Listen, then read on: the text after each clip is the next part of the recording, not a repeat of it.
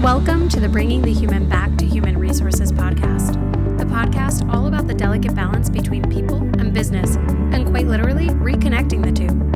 My name is Traci Rubin, and I've spent nearly my entire professional career in HR. Join me as I share stories, opinions, and words of advice with you each week.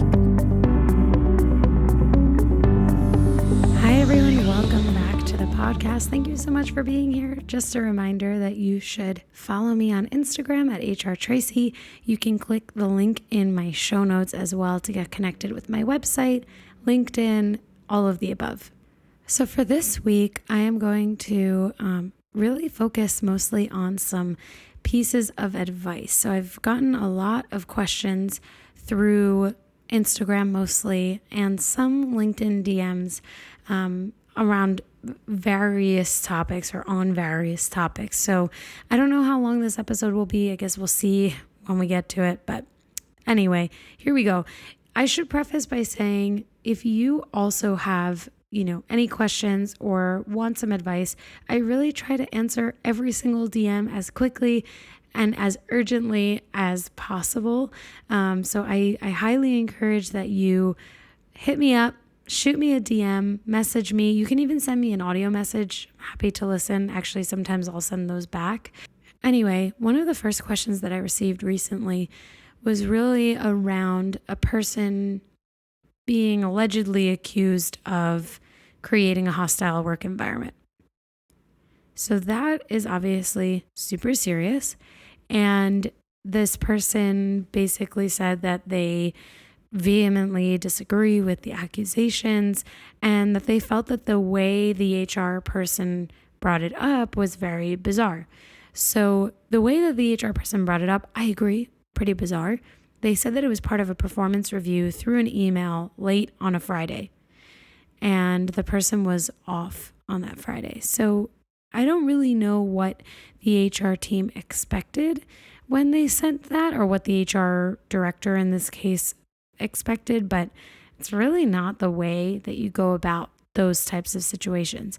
And what was even weirder, and I did ask this person outright about this, is that they were not placed on a suspension. And that's like super, super strange, because if you are, as an HR person, accusing someone of allegedly creating a hostile work environment, threatening and threatening and belittling language. I mean, these were some of the phrases in that email, because the person did send them that email to me. I mean, you're placing that person on a suspension unless there is a reason that maybe you've already investigated it and it's unsubstantiated and you're providing this information to the person. I mean, even still, that's a weird way to go about things. So my advice to the person in this situation was basically to say, hey, thank you, HR director, for your email. This is my acknowledgement of receipt of your email.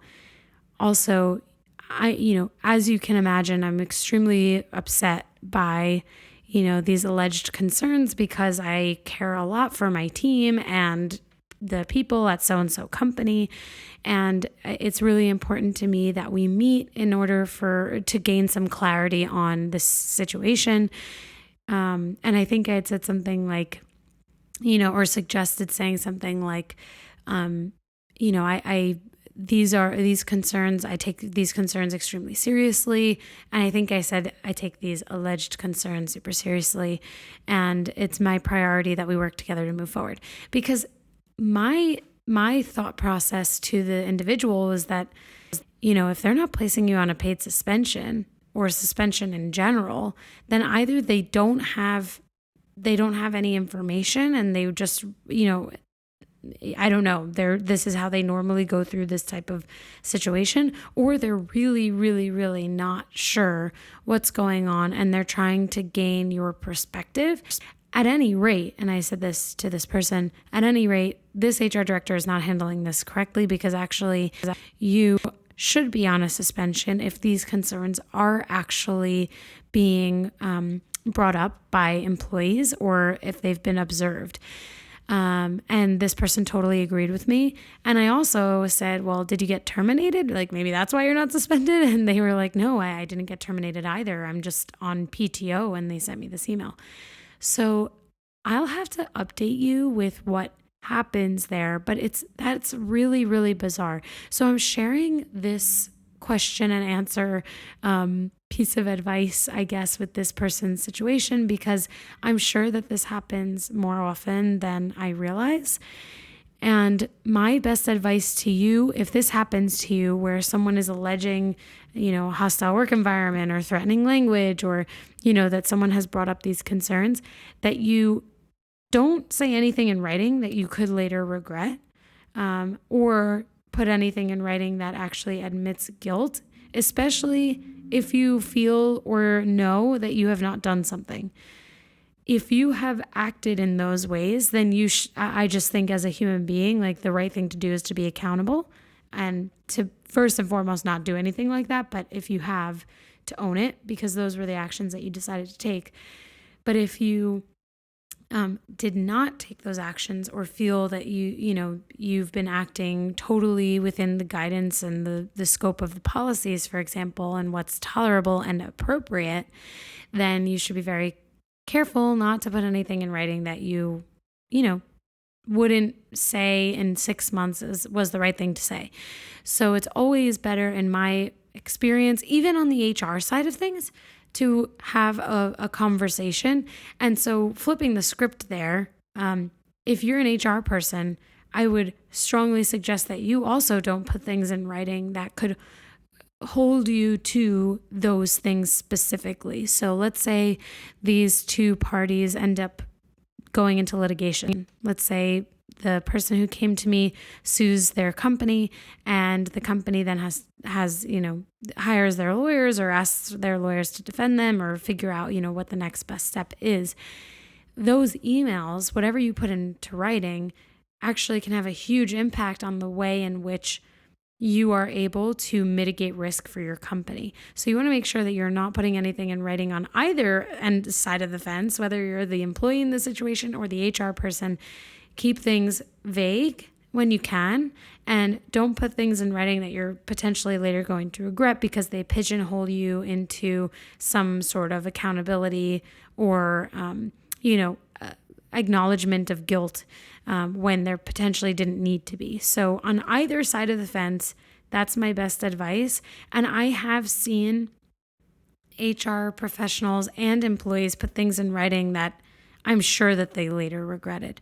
So if you are in a position today where maybe you're even dealing with something like this right now, take a step back and really think about, okay, what is going to be an evergreen response that's going to put my company or myself, depending on who you are in the situation, in the best position to move forward in a way that works best for me. So if you're the employee, in a way that works best for you. If you're the company, in a way that mitigates risks for the company. Or I should say, if you're an HR person, in a way that mitigates risk for the company and or, removes the acknowledgement of guilt if there is the possibility that there was some sort of guilt to acknowledge there. Certainly, just like I said, I think employees should, be accountable when they've done something that they shouldn't have done. With companies, it's a little bit different. And this might sound controversial, but actually, if you are in a position like an HR person or a decision maker for a business, you have to be careful if you do take accountability for certain things, because that could actually increase the risk for the company from a legal perspective. So I still believe that everyone should be accountable for their actions, but you do want to make sure that you are cognizant of the actions that you are taking accountability for. Are they your personal actions or are they the company's actions? And I would totally discourage anyone who is a representative of a company from acknowledging any accountability anywhere on behalf of the company, even if it's a positive thing. Like, I think it's different if it's your personal acknowledgement and your personal accountability, but you should be very careful because, companies can get a little weird about all that stuff. So you want to be, just be cautious. Anything in writing lives forever. So just keep that in mind. So I hope that piece of advice helps you today or in the long run. The second series of questions that I received from someone are actually a little bit more upsetting because they involve this person's leader or leadership team specifically and intentionally violating laws. So we're not just talking about policies, we are talking about state government laws. I want to preface this whole section by saying if you are an HR leader, if you are a manager, if you are in a decision-making role, it is your obligation to know the laws that you are obligated to uphold. So whether it's meal break laws in your state, schedule change laws in your state, FLSA or Fair Labor Standards Act law, meaning who is defined as salary or hourly, exempt or non-exempt, overtime eligible, not overtime eligible. Those are your core responsibilities and obligations as a person who manages and supports people. Doesn't matter if you're not in HR, you have an obligation to know all of those specifics as well. So for example, if you are a manager not in HR and you work in British Columbia or you work in New York, you should know specifically how many hours an employee needs to work before they receive a meal break. You should know specifically what requirements necessitate when someone is overtime eligible or not. You should know how many hours the person has to work before they're overtime eligible. You should know how many hours they have to work to be eligible for double time, for example. Those are all within your obligations. And so in this question that the person sent me, there is clear violation based on what they're sharing with me. Of course, I only know one side of the story, but clear violation and intentional violation being out of compliance of state and government regulated laws and policies. So when I'm not going to give specifics because the person asked to, keep things as discreet as possible. But what I will say is that if you are an employee and you're experiencing the same situation that this person is, where their leader is specifically not following the laws, and actually this person has already shared that they have shared their concerns with their leader and leadership team around some of these legal non-compliance issues or being out of compliance. So let's say you've already done that. You have every right to escalate. And so the first step, I should say, is you should escalate then to your HR partners. You should escalate to another member of the leadership team if you can, if there are other, layers there. If there's a board of directors on a larger organization, you should escalate to them. If there's a hotline, an anonymous hotline, confidential hotline, you should report there. If you've done all of those things, or if those things don't exist and you've reported and escalated your report to the highest extent of your company's hierarchy, let's say, you have every right to go to the labor board. You have every right to go to your state or province's support or board that helps with employee disputes or employment disputes and employment issues. And I say that because, it is the obligation of the leader, of the HR person, if there is an HR person that in the organization, it is the obligation for them to escalate and address those concerns. Now, if you are an HR person in this situation and you've had to escalate those concerns, the same goes for you. You have every obligation to make sure that there's compliance with the law. And if you have addressed concerns where those laws are not being upheld and you are now out of compliance and the leadership team is unwilling to change and actually doesn't see the urgency in changing, then again, you have every right in escalating this outside of your organization. What I will share is that although retaliation is illegal in many cases, in most cases violates company policy, probably across the board, especially if your company has an established set of policies or a handbook, you should be prepared that your type of employment, the feeling that you get at work will change. And that's not to say that everyone should report concerns. Bottom line, doesn't matter whether you're worried about a retaliation or not, because you should not be retaliated against. However, if you are escalating those concerns, you should know that you probably will not remain anonymous. And I guess that's really what I'm trying to say. You probably won't remain anonymous if you go beyond the scope of your organization. And maybe you will, maybe you would remain anonymous, but I would imagine that if you have to go beyond the scope of your organization, it might be a smaller organization. And, it can be a little bit tough when you work in a smaller place. But anyway, be prepared that, worst case scenario, you're not anonymous, and that you have to then talk through these things face to face, head on. And I encourage you to do that. Everyone deserves to have and to work in an environment that is healthy, that is safe, that takes care of its people. Everyone has that right. So you do have an obligation and an opportunity, if you've already addressed or escalated your concerns and there has not been a formal investigation or there has not been any change over time, you have every opportunity to report it. So I would think if you are going beyond the scope of your organization to report concerns where the laws are not being upheld, that you probably are not very happy there to begin with, and you should start your job search. So maybe that happens in tandem. Maybe you're doing your job search while you're reporting these concerns. But I encourage you to always do the right thing. Always report your concerns internally first. That is the best way to go. I would never encourage you to report externally first unless there is a seriously urgent situation that's happening and you don't have anyone internally that you can report to. Otherwise, internally report your issue. If your issue is not being addressed with urgency, depending on the situation, then yes, you should go outside. Just as an employee, I think that's the right thing to do, but especially if you're a member of the leadership team or the HR team and you're seeing those things, then yes, I also would do that. But yeah, I think it would be naive to assume that, nothing would, that everything would change for the better and that there wouldn't be any impact on your experience.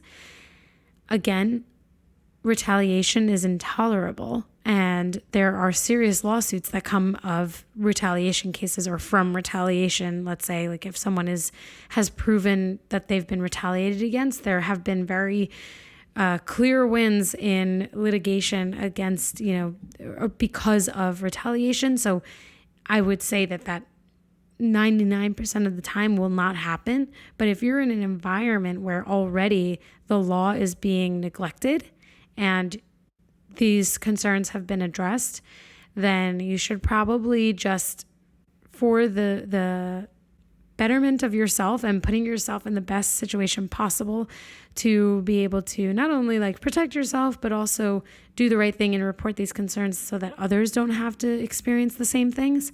You should probably just plan to find a different job and be in a better environment and know that you still did the right thing. Even if you leave, you did the right thing because you've reported a concern.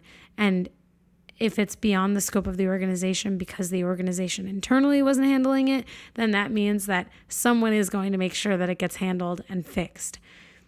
It's not a perfect solution. We hope that labor boards, when they have to be pulled in, that they do the right thing.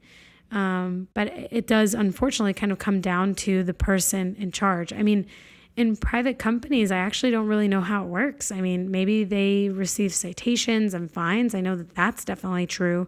But if it's a private organization, which I'm not totally clear whether or not this person works in a public or private organization, but if it is a private organization, even if let's say they're fined $20,000 for various violations, depending on the number of violations, it doesn't mean that they're going to permanently change. Actually, the best case scenario would potentially be to recommend that they bring on an HR consultant or an HR director, someone to manage all of the legal compliance, issues and responsibilities and requirements, because it is a lot. It's a lot for someone who potentially is not in HR. But I think that, again, this comes back to every company, every leader, every person having an obligation to toe the line and know where the law starts and stops. And based on what this person shared with me, it's very clear that this person, this leader, is making very specific decisions to intentionally negate the law, and that's not okay. And this person has internally reported it. And so I would certainly encourage them to escalate to whatever means necessary in order to, have a compliant workplace, because it does, when companies and organizations are out of compliance with state laws, it creates an incredible amount of hostility and tension, and I'm sure it creates turnover, for example, but it certainly creates a hostile work environment, and actually that is equally as intolerable. And employees, again, they have a right to be in an environment that's happy, healthy, compliant, and we'll take care of them. And when I say take care of employees, it doesn't mean that you're going to give every employee healthcare benefits. No, it means that you're going to give them a good place to work, devoid of hostility and tension and non-compliance. So if you are listening to this and you're a leader and you can't say with 100% certainty that you are creating a positive work environment for your employees, you are doing something wrong and you need to change. So that might sound harsh, but someone's got to tell you. So if it's going to be me, let it be me. But you have to change if you're not creating that. Or if you're not in the position to make decisions, but you have been, these types of things have been reported to you and you haven't done anything about it, you are just as wrong as the person actively working against the law. So you also need to change. You need to be part of the change. And so you too, if you're listening and you have had these types of concerns reported to you and you've not escalated them, or you've not applied pressure to make sure that there's some sort of change to ensure that those things stop and that there is a positive work environment for all employees, then you have an obligation to do better and to do more. I mean, imagine if you were the employee in the situation reporting these concerns and your leader didn't do anything about it. I mean, that certainly would not feel good. So we're at the time for this week's episode. Those two situations are similar and yet so different. My best advice to you, whether you're an employee, a manager, an HR person, is to just do the right thing. Do the right thing. Everything is available to you online. You can Google every question that you have and find an answer to it. You can message me. You can ask me, hey, do these people qualify as part-time? Do they qualify as full-time? I'm happy to answer any question under the sun. Is this t-shirt professional? I don't care what question it is. I'm happy to answer, but do the right thing. If you're not putting in the due diligence, if you are not doing your due diligence to do the right thing, you are part of the problem. And I feel like, this is the 38th episode. We've talked a lot about navigating certain situations, but we haven't quite talked about if you, the listener, are part of the solution. So I just hope that after this episode, you think about your own actions and you think about, am I being part of the solution or am I not being part of the solution? Because unless you can say, yes, I am being part of the solution, you are a part of the problem. So I don't know if these two individuals are going to listen to this episode. They might not. Some people actually who follow me on Instagram don't listen to the podcast at all. So maybe I'll send them this episode. Hopefully this helps. I'm sure this will help more than just those two individuals. At any rate, again, you can follow me on Instagram at hrtraci. I will have so much more content coming, hopefully in the next coming weeks, I should say. I'm hoping to actually do a bit of a recap on the last 40 episodes, so we'll see how that goes, because in 2 weeks from now, I'll be on my 40th episode, which is insane. Anyway, I hope you have a lovely week ahead of you. And if I don't connect with you on Instagram, then I will see you right back here next week. Don't forget to rate, review, and subscribe wherever you're listening to this podcast. And we will speak soon. See you next week.